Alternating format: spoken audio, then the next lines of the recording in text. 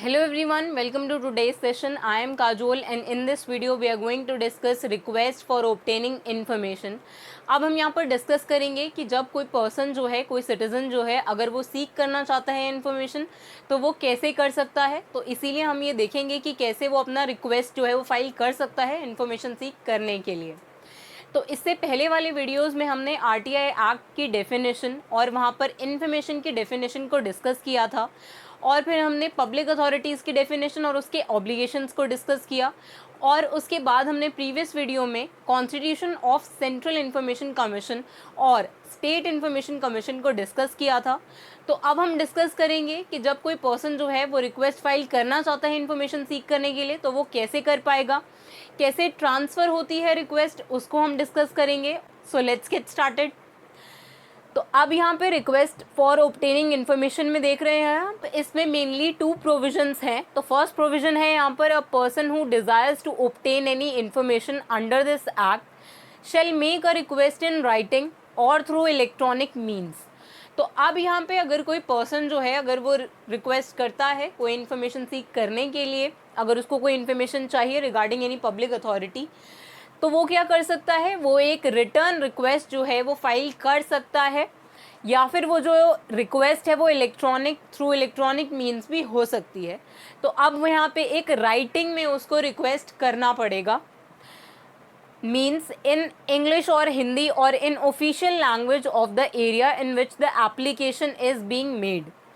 तो अब यहाँ पे वो जो लैंग्वेज होगी उस रिक्वेस्ट की, चाहे वो इलेक्ट्रॉनिक मीन्स से हो या फिर वो कोई राइटिंग में रिक्वेस्ट हो, तो इन रिक्वेस्ट की जो लैंग्वेज होगी वो या तो इंग्लिश हो सकती है या हिंदी हो सकती है, या फिर जो भी उस एरिया की, जिस एरिया में वो रिक्वेस्ट फाइल हो रही है, तो उस एरिया की जो ऑफिशियल लैंग्वेज होगी उस लैंग्वेज में भी वहाँ पर वो जो एप्लीकेंट है वो अपनी रिक्वेस्ट को फाइल कर सकता है। तो इसीलिए यहाँ पर जो वो एप्लीकेंट होगा वो इंग्लिश में भी कर पाएगा, हिंदी में भी कर पाएगा और उस एरिया की, जिस भी एरिया में वो अपनी एप्लीकेशन को फाइल कर रहा है उस एरिया की ऑफिशियल लैंग्वेज में भी वो रिक्वेस्ट फाइल कर सकता है। और वो रिक्वेस्ट जो है वो राइटिंग में भी हो सकती है और इलेक्ट्रॉनिक मीन्स के थ्रू भी हो सकती है। accompanying such fees as may be prescribed to। तो अब यहाँ पे वो जो रिक्वेस्ट होगी उसके साथ साथ कुछ नॉमिनल फ़ीस जो है वो भी पे करनी होती है। तो अब ये जो फ़ीस है इसका लॉजिक ये है कि हमें फ़ीस क्यों पे करनी पड़ती है कुछ इन्फॉर्मेशन सीख करने के लिए। तो इसके पीछे ये लॉजिक है कि यहाँ पर वो जो कमीशन होगी जो इन्फॉर्मेशन प्रोवाइड करा रही है उस इन्फॉर्मेशन को प्रोवाइड करने के लिए, उसको सर्च करने के लिए भी यहाँ पर कॉस्ट लगती है, तो उसी को हम यहाँ पर फ़ीस के थ्रू चार्ज करते हैं। तो इसीलिए यहाँ पर कोई नॉमिनल फ़ीस जो है वो रखी जाती है। अगर आप रिक्वेस्ट फाइल कर रहे हैं उसके साथ साथ आपको कुछ नॉमिनल फ़ीस जो है वो पे करनी पड़ती है। तो अब ये कौन प्रेस्क्राइब करेगा, द CPIO और the SPIO of the concern public authority, the CAPIO और SAPIO specifying the particulars of the information sort by him और हर। तो अब यहाँ पे ये जो फीस होगी वो कौन स्पेसिफाई करेगा, यहाँ पर CPIO जो कि सेंट्रल पब्लिक इंफॉर्मेशन ऑफिसर है और स्टेट पब्लिक इंफॉर्मेशन ऑफिसर है, वो किसी भी कंसर्न पब्लिक अथॉरिटी के ऑफिसर्स जो हैं वो यहाँ पर स्पेसिफाई करेंगे कि वो जो इन्फॉर्मेशन सीख करी गई है उसको सर्च करने में, उसको प्रोवाइड कराने में एक्चुअली कितना कॉस्ट आएगा। तो उसके हिसाब से यहाँ पर फिर जो वो फीस होगी वो स्पेसिफाई की जाएगी। और कौन कर सकता है, द CAPIO और द SAPIO, मतलब कि central assistant public information officer या फिर state assistant public information officer ही स्पेसिफाई करेगा यहाँ पर पर्टिकुलर्स ऑफ द इंफॉर्मेशन जो भी होंगे वहाँ पर सॉर्ट बाय हिम और हर, उसने जो भी इंफॉर्मेशन जो है उसको सॉर्ट करी है उसके हिसाब से यहाँ पर जो फीस है वो प्रिस्क्राइब की जाएगी। CPIO और SPIO shall render all reasonable assistance to the person making request orally to reduce the same in writing। तो अब यहाँ पे जो CPIO है और जो SPIO है, तो ये जो पर्सन्स हैं ये एक्चुअली यहाँ पर पब्लिक अथॉरिटी के होते हैं, जो पब्लिक अथॉरिटी अपॉइंट करती है, जो एक्चुअली उस पब्लिक अथॉरिटी के बारे में इंफॉर्मेशन को प्रोवाइड करवाते हैं किसी भी एप्लीकेंट को। तो इसीलिए यहाँ पर वो जो CPIO हैं और SPIO हैं वो सारी असिस्टेंस देंगे किस पर्सन को, जो भी रिक्वेस्ट फाइल कर रहा है उस पर्सन को, कि अगर उसने ओरली अपनी रिक्वेस्ट बताई है तो उसको कैसे रिड्यूस करना है या कन्वर्ट करना है उसको राइटिंग में। तो ऐसी रीजनेबल जो असिस्टेंस होगी वो यहाँ पर CPIO और SPIO देंगे किसी भी एप्लीकेंट को, उनको असिस्ट करेंगे कि वो अपनी जो रिक्वेस्ट है उसको फाइल कर पाएँ और इन्फॉर्मेशन सीख कर पाएँ। तो अब सेकंड है यहाँ पर, an applicant making request for information shall not be required to give any reason for requesting the information. तो अब वो जो एप्लीकेंट होगा जो कोई इन्फॉर्मेशन सीख कर रहा है तो उससे उस इन्फॉर्मेशन को सीख करने का जो रीज़न है वो नहीं पूछा जाएगा, और any other personal details except those that may be necessary for contacting him. और उससे कोई भी उसकी पर्सनल इन्फॉर्मेशन नहीं पूछी जाएगी, बस उसकी कॉन्टैक्ट डिटेल्स पूछी जाएंगी ताकि इन्फॉर्मेशन जो है वो उसको प्रोवाइड की जा सके जो कि नेसेसरी है वहाँ पर। उस इन्फॉर्मेशन के अलावा वहाँ पर कोई पर्सनल इन्फॉर्मेशन जो है उसकी जो भी एप्लीकेंट की पर्सनल डिटेल्स हैं उनको नहीं पूछा जाएगा वहाँ पर उस एप्लीकेंट से, और ना ही यहाँ पर उससे रीज़न पूछा जाएगा कि वो उस पर्टिकुलर पब्लिक अथॉरिटी के बारे में इन्फॉर्मेशन क्यों सीख कर रहा है। तो इसीलिए ये प्रिविलेजेस जो हैं वो यहाँ पर किसी भी एप्लीकेंट को मिलते हैं जो रिक्वेस्ट कर रहा है कोई भी इन्फॉर्मेशन ऑब्टेन करने के लिए। तो आई होप आपको ये समझ में आया होगा कि एक पर्सन जो है वो किस प्रोसेस को फॉलो करके अपनी रिक्वेस्ट जो है वो फाइल कर सकता है, पब्लिक अथॉरिटी से इन्फॉर्मेशन सीख कर सकता है। तो अब यहाँ पर है कि अब यहाँ पर एक एप्लीकेंट ने जो है वो रिक्वेस्ट फाइल कर दी है, तो अब वो जो रिक्वेस्ट है उसको ट्रांसफ़र करेंगे, ट्रांसफ़र ऑफ एप्लीकेशन। जो एप्लीकेंट ने एप्लीकेशन डाली है, रिक्वेस्ट डाली है, अब उसको ट्रांसफ़र करना है। तो अब ये क्यों होगा? Where an application is made to a public authority requesting for an information which is held by another public authority. तो अब ट्रांसफ़र जो है वो इसीलिए किया जाएगा क्योंकि लेट्स से अगर किसी एक पर्सन ने किसी दूसरी पब्लिक अथॉरिटी के पास वो एप्लीकेशन फाइल कर दी है, इन्फॉर्मेशन सीख करने के लिए रिक्वेस्ट फाइल कर दी है, और वो जिस पब्लिक अथॉरिटी के बारे में इन्फॉर्मेशन सीख कर रहा है वो एक्चुअली दूसरी पब्लिक अथॉरिटी है। लेट्स से अगर मिनिस्ट्री ऑफ डिफेंस में उसने अपनी रिक्वेस्ट जो है वो फाइल करी है,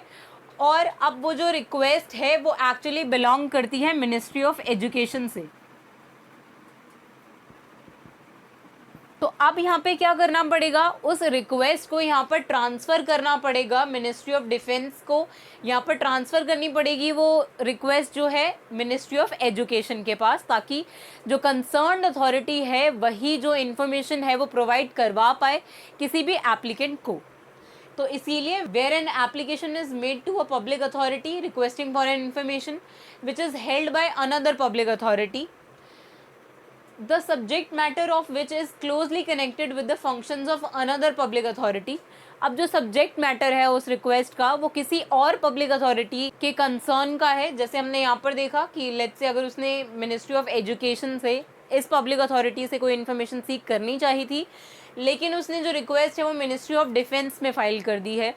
तो अब यहाँ पर मिनिस्ट्री ऑफ डिफेंस जो है वो उस रिक्वेस्ट को ट्रांसफ़र करेगी मिनिस्ट्री ऑफ एजुकेशन के पास। shall transfer application to that other authority and inform the applicant immediately। और अब इस एप्लीकेशन को ट्रांसफ़र करने के बाद जब जो कंसर्न अथॉरिटी है उसके पास वो एप्लीकेशन ट्रांसफ़र हो जाएगी, तो अब इसके बाद यहाँ पर एप्लीकेंट को भी बताना पड़ेगा इमीडिएटली कि जो आपकी रिक्वेस्ट थी, जो आपने RTI फाइल किया था, वो आपकी रिक्वेस्ट जो है वो अब ट्रांसफ़र हो गई है दूसरी पब्लिक अथॉरिटी को, कंसर्न पब्लिक अथॉरिटी को, जिससे भी आप इन्फॉर्मेशन सीख कर रहे थे उसको।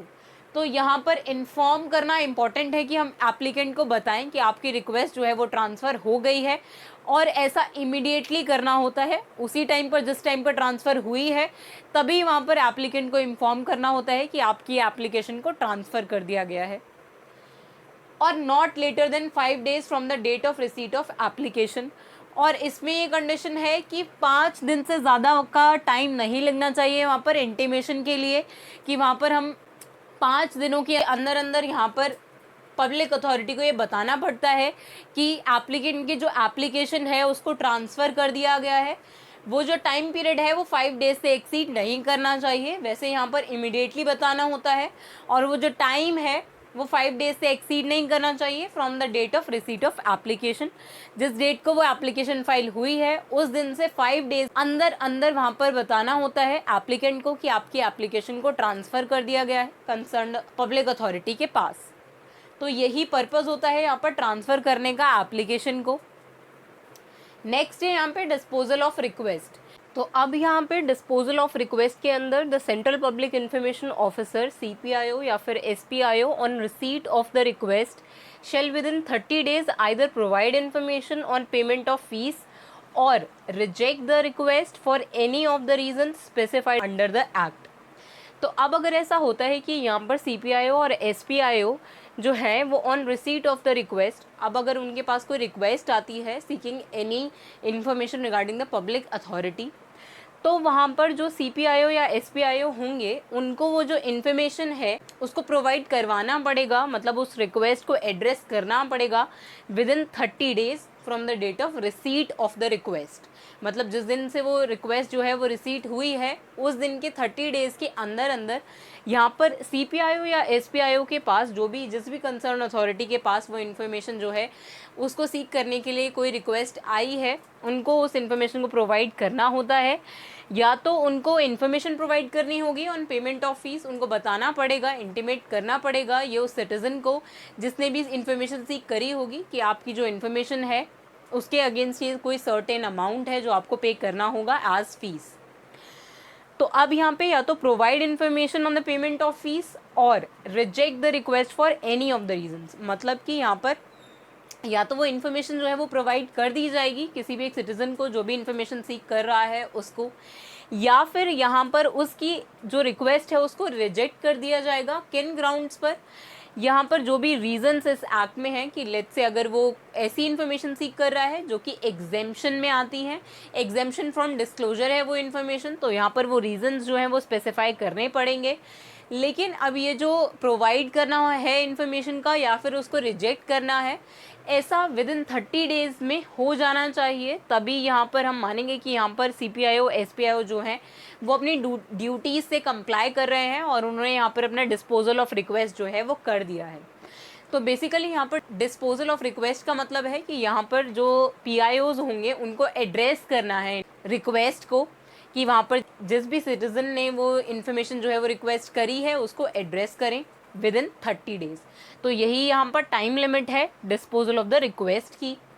अब इसमें ये भी कंडीशन है कि यहाँ पर where the information concerns the life and liberty of person the same shall be provided within 48 hours